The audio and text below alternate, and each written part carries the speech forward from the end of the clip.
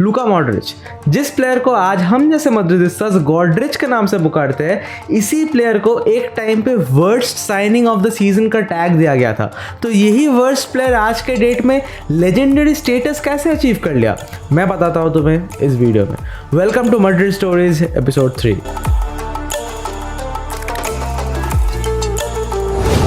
तुम्हें शायद ये बात सुन के भी अजीब लगेगा, लेकिन लूका मॉड्रिच को सिर्फ रियल मैड्रिड के फैन बेस ने ही worst signing of the season का टैग नहीं दिया था, बल्कि इसके पहले जब वो स्पर्स में थे, स्पर्स में एक सीजन के बाद ही इंग्लिश फैंस लूका मॉड्रिच को एक फ्लॉप साइनिंग का टैग ऑलरेडी दे चुके थे। तो लूका मॉड्रिच में ऐसा क्या प्रॉब्लम था कि हर एक क्लब में पहले सीजन के बाद ही फैंस उनको पसंद ही नहीं करते थे। एक काम करते हैं, स्पर्स से ही शुरू करते हैं। वैसे अगर अभी तक तुमने चैनल को सब्सक्राइब नहीं किया है तो it's a very humble request कि चैनल को सब्सक्राइब कर लो, क्योंकि ये चीज़ तुम्हारे लिए तो फ्री है, लेकिन इससे मुझे बहुत सारा मोटिवेशन मिलता है। अब बिना किसी टाइम वेस्ट किए let's get on to the video. Spurs ने लूका मॉड्रिच को 2008 में एक record transfer fee of 22.5 million euros देकर अपने क्लब में लाया था, लेकिन इसमें एक मेजर प्रॉब्लम यह था कि स्पर्स ने अपना लास्ट ट्रॉफी 1991 के एफए कप में जीता था। इसके बाद से स्पर्स वाज गोइंग एब्सोल्युटली ट्रॉफीलेस।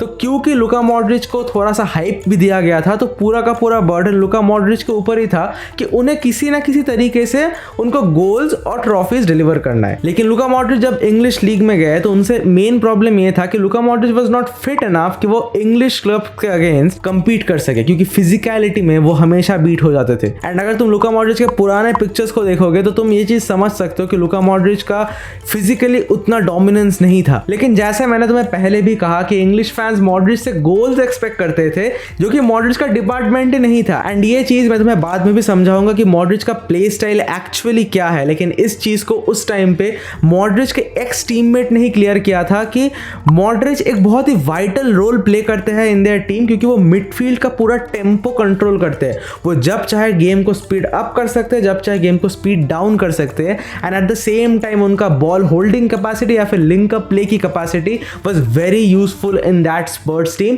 एंड ये चीज 2012 आते आते मॉड्रिच का स्पेशलिटी बन गया था। एंड इसी टाइम पे एंट्री होता है the one and only real Madrid.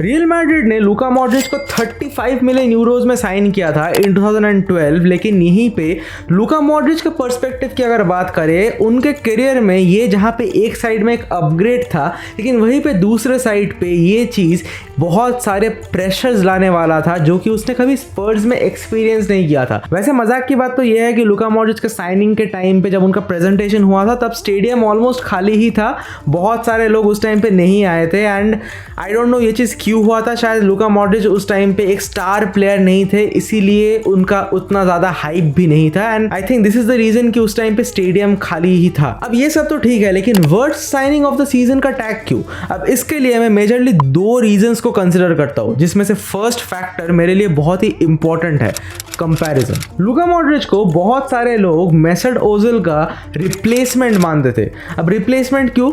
लोगों को लगता था कि ये दोनों प्लेयर्स ही सेंट्रल मिडफील्डर है, दोनों में ही क्रिएटिव प्ले की कैपेबिलिटी है एंड दोनों प्लेयर्स ही गोल स्कोरिंग अपॉर्चुनिटीज क्रिएट करते हैं। लेकिन at some point of time उन्हें ये समझने में बहुत देर हो गया कि इन दोनों का प्लेइंग स्टाइल्स बहुत ही डिफरेंट है। इस चीज़ को मैं तुम्हें बहुत शॉर्ट में समझाता हूँ, एंड इससे तुम ये भी समझ सकते हो कि ओजिल और मॉड्रिच के बीच में मेजर डिफरेंसेस कहाँ पे है। Number 1, role and positioning. अब देखो यहाँ पे अगर हम मॉड्रिच की बात करें, मॉड्रिच खेलते थे एज अ सेंटर मिडफील्डर, जो कि डीप डाउन में भी आते थे एंड बॉक्स टू बॉक्स उनका प्ले स्टाइल था। यहीं पे अगर हम उनके रोल की बात करें, उनका रोल ये था कि वो डिफेंसिव पार्ट में भी खेलेंगे और अटैकिंग पार्ट में भी खेलेंगे। डिफेंसिव पार्ट जहाँ पे वो ओपोनेंट के अटैक्स को ब्रेक करेंगे, एंड अटैकिंग पार्ट जहाँ पे वो चांसेस क्रिएट करेंगे। लेकिन यहीं पे अगर हम ओजिल की बात करें, Ozil used to play as an attacking midfielder, जो कि आगे पोजीशन किए जाते थे क्योंकि वो आगे जाके गोल स्कोरिंग अपॉर्चुनिटीज क्रिएट करते थे। अब ये था फर्स्ट मेजर पॉइंट। लेकिन यहीं पे अगर हम सेकंड पॉइंट की बात करें, दैट इज पासिंग स्टाइल।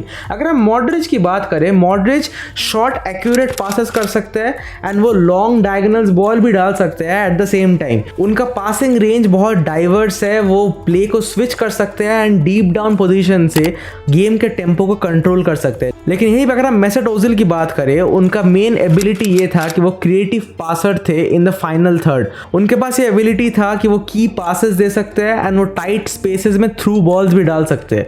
लेकिन यहीं पे अगर हम थर्ड एंड फाइनल पॉइंट की बात करें, that is movement and work rate. यहीं पे अगर हम मॉड्रिच की बात करें तो Modric was known for his dynamic movement across the whole pitch. वो बहुत सारा ग्राउंड एक साथ कवर करते थे। लेकिन यहीं पे अगर हम मेसेट ओजिल की बात करें, वो बहुत हद तक अपने प्ले में स्टेशनरी थे, क्योंकि उन्हें पोजीशन ही ऐसे किया जाता था कि वो बॉल्स को रिसीव कर सके एंड बॉल्स को आगे डिलीवर कर सके। तो इसी चीज को अगर हम समराइज करते हैं तो मॉड्रिच का प्ले स्टाइल वो is more of a balance play style, जहां पे वो ऑफेंसिव और डिफेंसिव ड्यूटीज को एक साथ में बैलेंस करते हैं एंड वो डीप डाउन पोजीशन से गेम के टेम्पो को कंट्रोल कर सकते हैं। लेकिन यहीं पे अगर हम मेसेट ओजिल की बात करें तो मेसेट ओजिल का play style is more focused on the creative aspect of the game, जहां पे वो फाइनल पासेस डिलीवर करते थे इन द अटैकिंग फ्रंट। लेकिन इन्हीं चीजों को लोगों को समझने में थोड़ा ज्यादा टाइम लग गया। एंड यहीं पे अगर हम सेकंड मेजर फैक्टर की बात करें, that is Modric's inconsistent performance in his first season, that is 2012 to 2013। यहाँ पे मेजर फैक्टर्स की अगर हम बात करें, दैट इज मॉड्रिच को अडेप्ट करने में टाइम लगा रियल मैड्रिड के प्ले स्टाइल से, जो कि स्पर्स के प्ले स्टाइल से काफी ज्यादा अलग था। यहीं पे इस सीजन में मॉड्रिच को इंजरीज भी हुए, जिससे उन्हें रिकवर भी करना था। लेकिन एट द सेम टाइम तुम्हें भी ये पता है कि रियल मैड्रिड के फर्स्ट टीम में अगर तुम्हें अपना प्लेस बनाना है तो वो तुम्हें अपने ट्रेनिंग में प्रूव करना होगा। ये चीज मॉड्रिच नहीं कर पा रहे थे and that is the only reason कि मॉड्रिच का play time was not at all consistent. वो किसी मैच में ज्यादा खेलते थे, किसी मैच में कम खेलते थे। एंड लास्टली रियल मैड्रिड उस टाइम पे एक ट्रांजिशन फेज से जा रहा था, जहां पे मैनेजर्स चेंज हो रहे थे, एक बार मोरिनियो, एक बार एंसेलोटी, एक बार जिडान। तो इसी ट्रांजिशन को भी मैनेज करना था, जो कि उस टाइम पे मॉड्रिच के लिए थोड़ा बहुत डिफिकल्ट था। अब इन्हीं सारे फैक्टर्स को मिला के मॉड्रिच को worst signing of the season declare किया गया बाय द स्पेनिश मीडिया, या फिर अगर तुम मैड्रिड फैंस की भी अगर बात कर लो।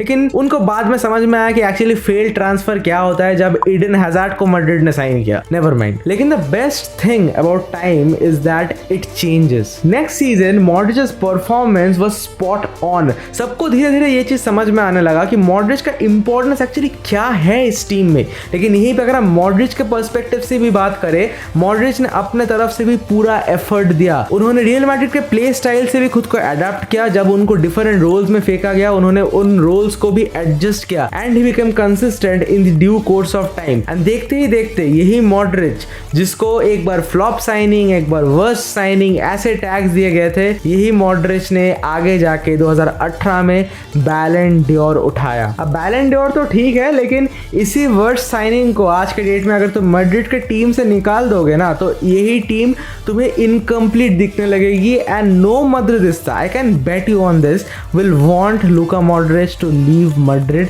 ही is a type of player you never want to let go of. वैसे मॉड्रिच ने तो अपने वर्स्ट साइनिंग के टैग को उखाड़ के फेंक दिया, लेकिन ऐसा भी एक बॉडी है जिसने एक टाइम पे फुटबॉल के एथिक्स को ही उखाड़ के फेंक दिया था। उस स्टोरी को जानने के लिए तुम इस वीडियो को देख सकते हो, द फीफा स्कैंडल 2015। वैसे वीडियो पसंद आया तो लाइक कर दो, चैनल को सब्सक्राइब कर लो, क्योंकि मैं ऐसे स्टोरी वीडियोस डालता रहता हूँ। I will see you guys again, until the next time, take care, bye.